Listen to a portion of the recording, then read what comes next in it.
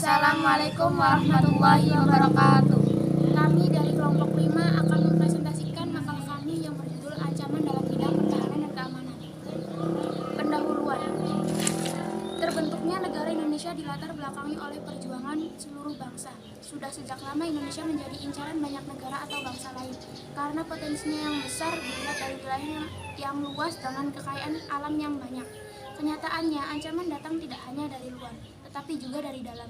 Terbukti, setelah perjuangan bangsa tercapai dengan terbentuknya NKRI, ancaman dan gangguan dari dalam juga timbul, dari yang bersifat kegiatan fisik sampai ideologis.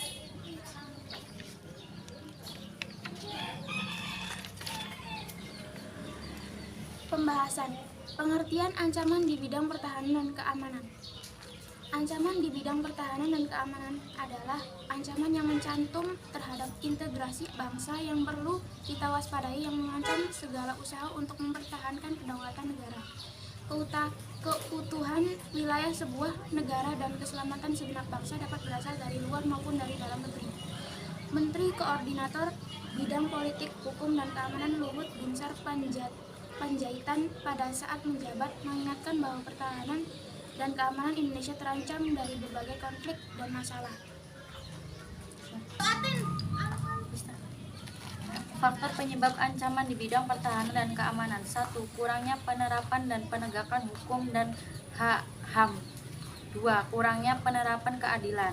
3. Adanya suatu kelompok yang bertujuan untuk memecahkan bangsa Indonesia. 4. Lambatnya pemulihan ekonomi. 5. Lemahnya nilai-nilai budaya bangsa akibat kuatnya pengaruh budaya asing. 6. Kemerosotan wibawa para penegak hukum. 7. Ketidakmerataan pembangunan dan hasil-hasil pembangunan menimbulkan berbagai rasa tidak puas dan keputusasaan di masa sara, suku, agama, ras, dan antar golongan. A. Faktor internal. Aksi teror, konflik horizontal, sabotase, gerakan separatis, pemberontakan bersenjata, pengrusakan lingkungan. B. Faktor eksternal, agresi, pelenggaraan wilayah oleh negara lain, spionase, sabotas, aksi teror dan dari jaringan internasional. Strategi mengatasi ancaman dari dalam, perang antar suku,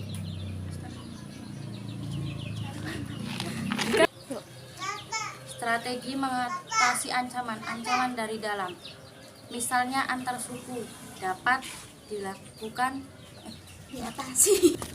Strategi mengatasi ancaman dari dalam, misalnya perang antar suku, dapat diatasi dengan melakukan mediasi terhadap pihak yang bertikai dengan mempertemukan perwakilan setiap pihak yang bertikai.